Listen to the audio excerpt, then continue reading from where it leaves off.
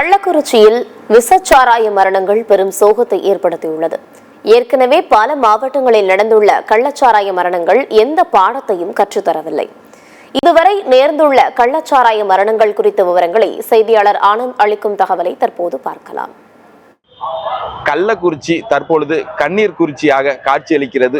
எங்கு பார்த்தாலும் பெண்களின் அழுகுரல்களும் குமுறல்களும் தான் நாம் பார்த்து கொண்டிருக்கிறோம். இதுவரை தமிழகத்தை உலுக்கிய கள்ளச்சாராய மரணம் குறித்து தற்போது பார்ப்போம்.